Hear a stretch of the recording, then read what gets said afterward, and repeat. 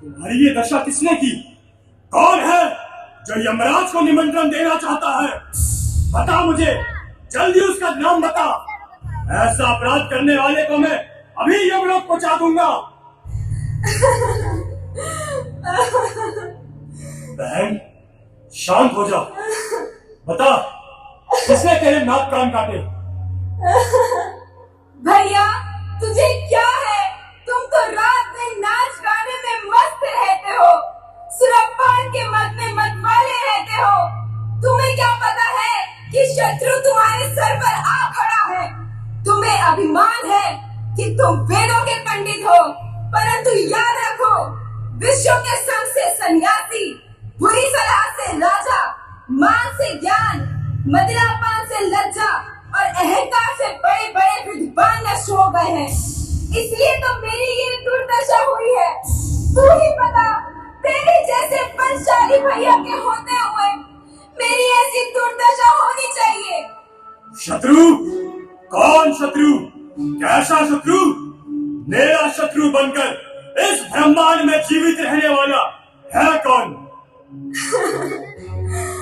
परंतु ये तो बता कि तेरे नाक और कान काटने वाला है कौन? अब वो जिंदा नहीं बच सकता। भाई, दो लड़के राम लखन इस दंडक वन में आए हैं। हमरा सुंदर नारी और सुकुमारी नारी लाए हैं, बाके हैं और लड़ाते भी गोया शमशीर उन्हीं की हो। यो पंचवटी में रहते हैं जैसे जागीर उन्हीं की हो। मैं अचानक उधर निकल गई, उस नारी से मिलना चाहा। इतने में ही छोटे तपसी ने मुझसे कुछ छल करना चाहा। जैसे ही मैंने तेरा नाम लिया, उसने दी मुझको गाली, मेरे कान खतर डाले और मेरी नाक काट डाली।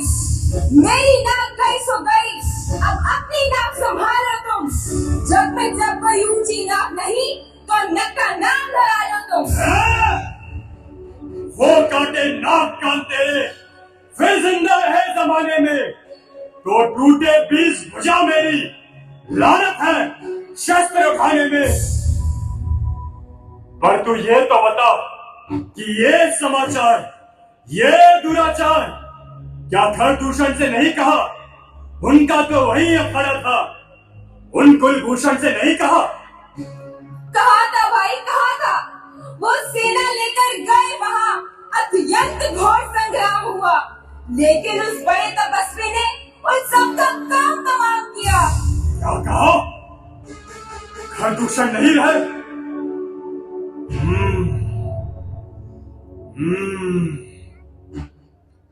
बहन, तू चिंता मत कर। जिस तरह से उन दोनों ने तेरे नाक और कान काटकर मेरी मान और प्रतिष्ठा को मिट्टी में मिला दिया है, उसी तरह से मैं उनका मान मलन करके उनको सदैव के लिए पृथ्वी पर सुला दूंगा।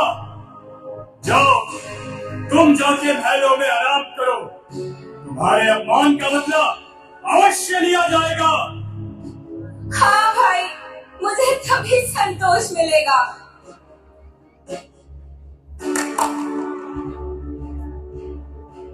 खरदूषण मौसम बलवंता, मार सके ना बिन भगवंता। जब एक अकेली ताकत ने उन सभी वीरों को मार डाला तो फिर निश्चय ही ये सिद्ध हुआ, नारायण ने अवतार लिया। निश्चय ही वे अवतारी है तो वैर भाव रखूंगा। दूसरे जन्म का बंधन भी उनके द्वारा ही मेटूंगा। और यदि वह साधारण मनुष्य है तो उसका वध कर उसकी स्त्री को हर लाऊंगा। हाँ, मैं पहले उनकी स्त्री को ही हर लाता हूं और बिना छल और बल के मैं उनकी स्त्री को हर नहीं सकता। तो क्या किया जाए, क्या किया जाए?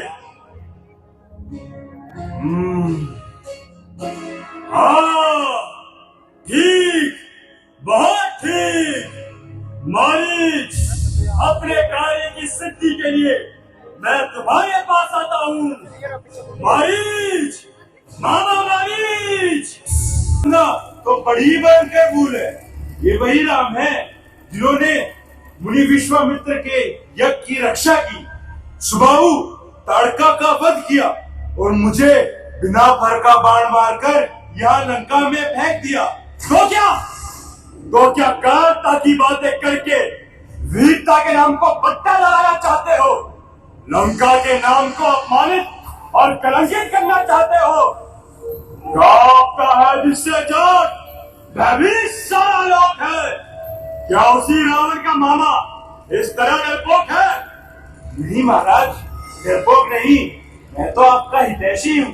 तो मैं क्या ज्ञानी हूँ जो तू मुझे ज्ञान का उपदेश सुनाता है?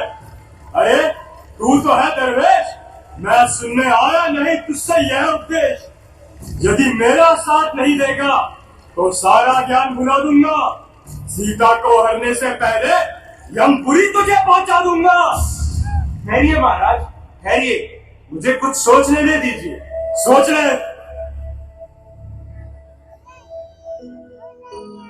राजा, मूर्ख, धनवान, कवि और रसोइयों से बैर करना अच्छा नहीं। जब मृत्यु आई गई तो इस पापी के हाथों क्यों मरूं? श्री राम का बाण खाकर कल्याण का साधन करना बनूं। कहिए लंकेश, मुझे आपकी आज्ञा स्वीकार है। मुझे क्या करना होगा? मारीच, तू चलकर माया मृग बन जा, मैं बाबा जी बन जाऊंगा। तू राम लखन को बहकाना, मैं सीता को हर लाऊंगा।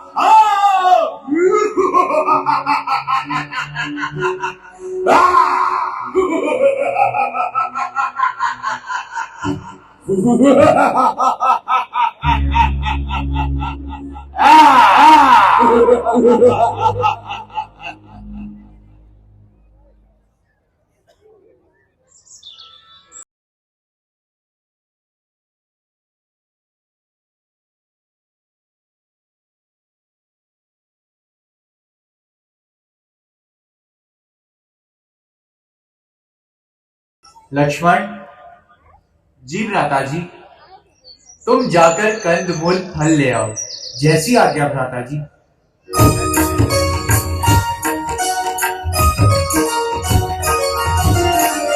सोना हो जी प्रभु।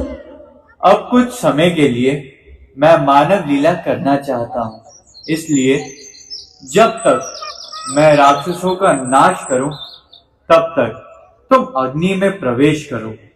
जो आज्ञा प्रभु।